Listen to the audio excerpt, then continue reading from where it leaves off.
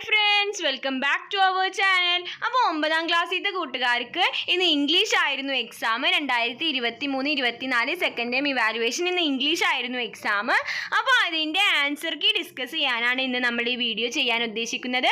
അപ്പോൾ നമുക്ക് നേരെ വീഡിയോയിലേക്ക് കടക്കാം. അപ്പോൾ ആദ്യം പാസേജ് ആണ്. അപ്പോൾ പാസേജൊക്കെ കൂട്ടുകാർ വായിച്ചിട്ടുണ്ടാവും. ദെൻ ആദ്യത്തെ ചോദ്യം, why did Julian crawl but slowly? അപ്പോൾ അതിൻ്റെ ആൻസർ എന്താ? everything swam dizzily before her. Okay, the next question, which sentence in the passage shows that the cake was not edible? Cake was not edible എന്ന് show ചെയ്യുന്ന sentence ഏതാണ്? The cake as soaking wet and revolting. ഇനി next, what did the narrator intended to do with the long stick? എന്താണ്? To prop the ground to avoid snake poisons, spiders and ants. Okay. ഇനി next നാലാമത്തെ ചോദ്യം, what are the perils of the jungle mentioned in the passage? അപ്പോൾ പാസേജിൽ mention ചെയ്തിട്ടുള്ളത് എന്താണ്? It is not big animal are the most dangerous but the snakes and insects. ഇനി next അഞ്ചാമത്തെ ചോദ്യം, pick out a word from the passage which means serious and immediate danger. അപ്പോൾ serious and immediate danger എന്ന് കാണിക്കുന്ന ഒരു word ഏതാണ്? അത് പാസേജിൽ നിന്ന് ചൂസ് ചെയ്യാൻ. അപ്പോൾ ഇത് ഏത് വേർഡാണ്? പെരിൽ. എന്താണ്? പെരിൽ. ഓക്കെ. ദെൻ അടുത്ത ചോദ്യം, പോം തന്നിട്ടുണ്ട്. അപ്പോൾ അതിൻ്റെ അടിയിൽ കുറച്ച് ക്വസ്റ്റ്യൻസ് തന്നിട്ടുണ്ട്. അപ്പോൾ പോമൊക്കെ കൂട്ടുകാർ വായിച്ചിട്ടുണ്ടാവും. ദെൻ ക്വസ്റ്റ്യൻസ് നോക്കാം.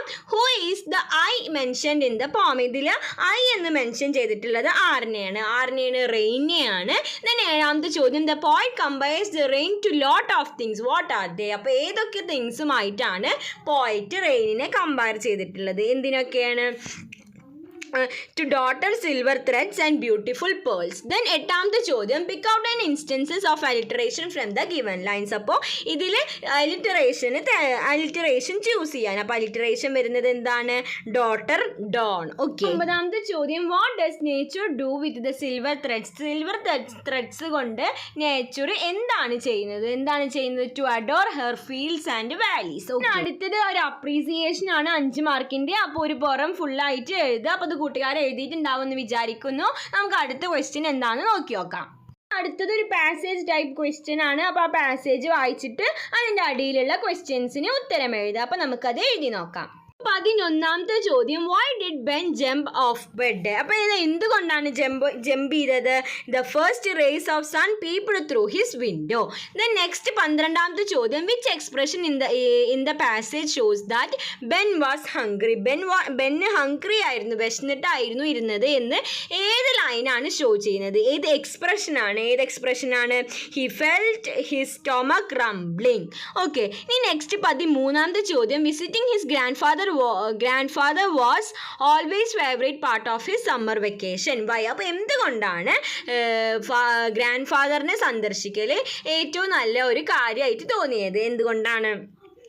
Grandpa would take him out for fishing, for playing baseball. He also taught him to fix the damaged item. Okay. ഇനി നെക്സ്റ്റ് 14ാമത്തെ ചോദ്യം, what were the 2 things Ben learned from the grandfather last year? അപ്പോൾ last year grand ഫാദറിൽ നിന്ന് പഠിച്ച 2 കാര്യങ്ങൾ എന്തൊക്കെയാണ്? A broken knob and to repair a leaky tap. Okay. ഇനി next 15ാമത്തെ ചോദ്യം, what is your impression of Ben's grandpa? അപ്പോൾ ബെന്നിൻ്റെ ഗ്രാൻഡ് പേനെ കുറിച്ചിട്ടുള്ള നമ്മുടെ ഇംപ്രഷൻ എന്താണ്?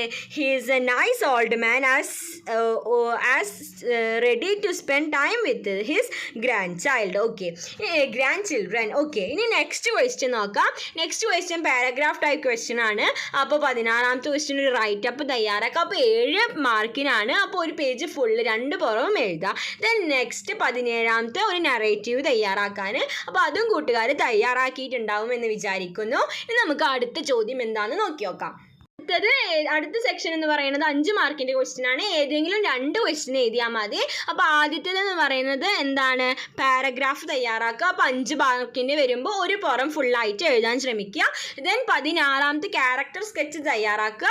ദെൻ 20ാമത്തെ നോട്ടീസ് തയ്യാറാക്കുക. ബോക്സൊക്കെ വരച്ചിട്ട് നോട്ടീസ് തയ്യാറാക്കുക. അപ്പോൾ അതും കൂട്ടുകാർ ചെയ്തിട്ടുണ്ടാവും. ഇനി നെക്സ്റ്റ് ഒരു പ്രൊഫൈലാണ്. ഖലീൽ ഗിബ്രാനെ കുറിച്ചിട്ടൊരു പ്രൊഫൈൽ തയ്യാറാക്കുക. അപ്പോൾ ഒരു ബോക്സൊക്കെ ഒക്കെ വരച്ചിട്ട് പേരൊക്കെ വലുതാക്കി എഴുതിയിട്ട് ആദ്യം ബർത്തും പിന്നെ ലാസ്റ്റ് ഡെത്തും ഒക്കെ അയച്ച് ഒരു പ്രൊഫൈൽ തയ്യാറാക്കുക. അപ്പോൾ അതും കൂട്ടുകാർ ചെയ്തിട്ടുണ്ടാവുമെന്ന് വിചാരിക്കുന്നു.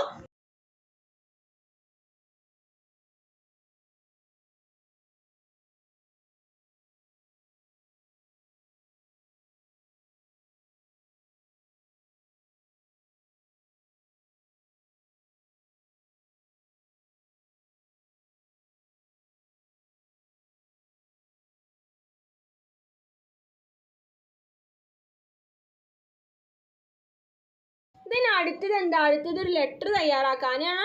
അപ്പോൾ ലെറ്ററും അതുപോലെ തന്നെ ബോക്സൊക്കെ വരച്ചിട്ട് അഡ്രസ്സൊക്കെ കൊടുത്തിട്ട് ലെറ്റർ തയ്യാറാക്കുക. ഒരു ന്യൂസ് റിപ്പോർട്ടാണ്. ന്യൂസ് റിപ്പോർട്ടും ബോക്സിൽ എഴുതാൻ ശ്രമിക്കുക. ഹെഡിങ് ഒക്കെ കൊടുക്കുക, സ്ഥലം കൊടുക്കുക, കാര്യങ്ങളൊക്കെ എഴുതുക. അതും ഒരു പേജ് ഫുള്ളായിട്ട് വേണം. ഇനി 6 questions that would ask her. അപ്പോൾ ഇൻ്റർവ്യൂവിനൊക്കെ ചോദിക്കാൻ പറ്റിയ ഒരു 6 questions. അപ്പോൾ അതും തയ്യാറാക്കുക. അത് സിമ്പിൾ ക്വസ്റ്റ്യൻ ആണ്. അപ്പോൾ നമുക്ക് സമയമൊക്കെ തികഞ്ഞില്ലെങ്കിൽ നമുക്ക് ഇതൊക്കെ എഴുതാവുന്നതാണ്. അടുത്തത് കോൺവേഴ്സേഷൻ. അപ്പോൾ കോൺവേഴ്സേഷൻ 5 മാർക്കിൻ്റെ അല്ല. അപ്പോൾ 5 എക്സ്ചേഞ്ചസ് വരണം. 5 എണ്ണം ഒരാളും 5 എണ്ണം മറ്റാളും വരുന്ന രീതിയിൽ കോൺവേഴ്സേഷൻ തയ്യാറാക്കുക. അപ്പോൾ അതും കൂട്ടുകാർ ചെയ്തിട്ടുണ്ടാവുമെന്ന് വിചാരിക്കുന്നു. അടുത്ത ചോദ്യം എന്ന് പറയുന്നത് ഒരു ടേബിൾ തന്നിട്ടുണ്ട്. അപ്പോൾ അത് നന്നായി വായിക്കുക. അതിൻ്റെ അടിയിലുള്ള ക്വസ്റ്റ്യൻസിന് ഉത്തരം എഴുതുക. അപ്പോൾ 26ാമത്തെ ചോദ്യം, who won the gold medal four Philippines. അപ്പോൾ ഫിലിപ്പീൻസിന് വേണ്ടി ഗോൾഡ് മെഡൽ നേടിയത് ആരായിരിക്കും? EJ Obina. ആരാണ് EJ Obina? ഈ നെക്സ്റ്റ് 27ാമത്തെ, which event did Neeraj Chopra win the gold medal in? ഏത് ഇവന്റിനായിരുന്നു? ജാവലിൻ ത്രോ മെന്നിലായിരുന്നു. നെക്സ്റ്റ് 28ാമത്തെ ചോദ്യം, the woman athlete who won gold medal for India is? ആരായിരുന്നു? 28ാമത്തെ പാലക് ഗുളിയ. ആരാണ്? പാലക് ഗുളിയ. 29ാമത്തെ ചോദ്യം, which is the only country that won the silver medal in the given table. അപ്പോൾ തന്നിരിക്കുന്നതിൽ സിൽവർ മെഡൽ നേടിയിട്ടുള്ളത് ഏത് കൺട്രിയാണ്? ഏതാണ്? Singapore.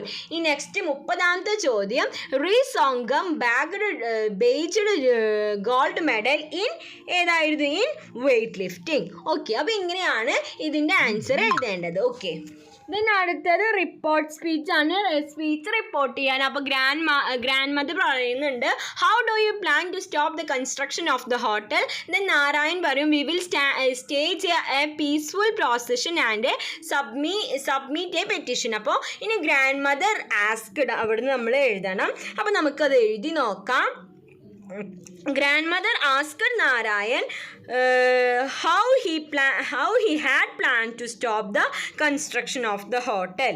Okay, next B endu varum? Narayan replied that they would stage a peaceful procession and submit a petition. Okay, അടുത്ത ചോദ്യം, edit the passage given below. തന്നിരിക്കുന്ന passage edit ചെയ്യാനാണ്.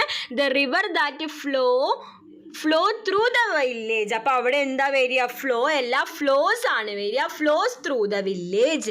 Okay, flows through the village is the cleanest have we ever seen. ഹാവ് we ever സീൻ എന്നല്ല വരിക, we have ever seen. എന്താണ്?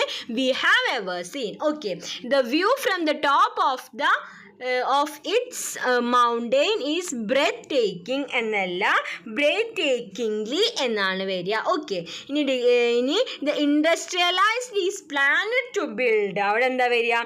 planned to build എന്നല്ല, planning to build എന്നാണ് വരിക. ഓക്കെ, നെക്സ്റ്റ് ചോദ്യം നോക്കാം. 33ാമത്തെ ചോദ്യം എന്താണ്? ഫ്രേസൽ വേർബ് വെച്ച് റീപ്ലേസ് ചെയ്യുക. അപ്പോൾ ഡിസൈഡഡിൻ്റെ അവിടെ എന്ത് വരും? ഡിസൈഡഡിൻ്റെ അവിടെ മെയ്ഡ് അപ്പ് ഹിസ് മൈൻഡ് എന്ന് വരും. ഓക്കെ, ഇനി നെക്സ്റ്റ് ബി, വിസിറ്റഡിൻ്റെ അവിടെ എന്താ വരിക? വിസിറ്റഡിൻ്റെ അവിടെ കോൾഡ് ഓൺ എന്ന് വരും. സി, എക്സ്പ്ലെയിൻഡ് അവിടെ എന്താ വരിക? പുട്ട് അക്രോസ്. എന്താണ്? പുട്ട് അക്രോസ്. റിജക്റ്റഡിൻ്റെ അവിടെ എന്ത് വരും? Turn down. Okay, turn down. Okay, ഇനി നെക്സ്റ്റ് ക്വസ്റ്റ്യൻ നോക്കാം. 34ാമത്തെ ചോദ്യം, ജൂലിയൻ കാപ്പ് വാസ് ഓൺലി 16 years old. അവിടെ എന്ത് വരും? Old. When her plane hits. അപ്പോൾ ഏടെ അവിടെ വെൻ എന്ന് വരും. When her plane hit the storm dash crashed in the Amazon forest. അപ്പോൾ അവിടെ എന്ത് വരും? her plane hits the storm and crashed and എന്ന് വരും. Okay, she was flying dash her mother dash okay, അപ്പോൾ അവിടെ എന്താ വരിക? She was flying with her mother whom she lost in the crash. Okay, ഇനി നെക്സ്റ്റ് എന്താ conversation complete ചെയ്യാനല്ല, അതിൻ്റെ മുമ്പ് ഒരു ക്വസ്റ്റ്യനും കൂടി ഉണ്ട്. List out the noun phrase in the subject position from the sentences given below. അപ്പോൾ തന്നിരിക്കുന്ന സെൻറ്റൻസിൽ noun phrases സെലക്ട് ചെയ്യാണ്. അപ്പോൾ noun phrase ഏത്തെ noun phrase എന്ന് പറയുന്നത് ക്ലൈമറ്റ് ചേഞ്ച് ആണ്. അതുപോലെ ബീൽത്തെ എന്ന് പറയുന്നത് എന്താണ്? ബീൽത്തെ പ്രൊട്ടക്റ്റിംഗ് അവർ നേച്ചർ ആണ്. ഓക്കെ, ഇനി നെക്സ്റ്റ് 36ാമത്തെ ചോദ്യം ഗാന്ധിജിയും അതുപോലെ തന്നെ ലേംബേക്കും തമ്മിലുള്ള ഒരു കോൺവേഴ്സേഷൻ ആണ്. I'm planning to teach every student some manual vocation. Then എന്തോന്ന് ചോദിച്ചു, അത് എന്തായിരിക്കും? Shall we teach our student shoe making പഠിപ്പിച്ചാലോ? കാരണം അതിൻ്റെ ആൻസർ എന്താണ്? That's a good idea, let's teach some them shoe making എന്നാണ്. അപ്പോൾ എന്താവും ചോദിച്ചിട്ടുണ്ടാവുക? Shall we teach our students shoe making. Okay, ഇനി നെക്സ്റ്റ് എന്താ? they teach shoe making the Trappist monastery. എന്നിട്ട് എന്തോ പറഞ്ഞിട്ട് ഒരു question mark. Yes you had better. അപ്പോൾ എന്താണ് അവിടെ വരിക? ഡോണ്ട് ദേ എന്നാണ് വരിക. Then yes you had better go there and learn the skill. അവിടെ പോയിട്ട് പഠിക്കാവും നല്ലത്. Sure I will go there to learn the skill. Would you mind എന്തോ പറഞ്ഞിട്ട് ഒരു ക്വസ്റ്റ്യൻ മാർക്ക് ഗാന്ധി ചോദിക്കുന്നുണ്ട്. അപ്പോൾ അതെന്തായിരിക്കും? Would you mind teaching our students carpentry as well? Of course I will teach the students carpentry as well. അപ്പോൾ answer നോക്കിയിട്ട് വേണം conversation complete ചെയ്യാൻ. ഓക്കെ, അപ്പോൾ ഇത്രയും ആക്ടിവിറ്റീസ് ആയിരുന്നു ഇന്നത്തെ ക്വസ്റ്റ്യൻ പേപ്പറിൽ ഉണ്ടായിരുന്നത്. അപ്പോൾ കൂട്ടുകാർ ഇതിനെല്ലാം ഉത്തരം എഴുതിയെന്ന് വിചാരിക്കുന്നു. Thanks for watching.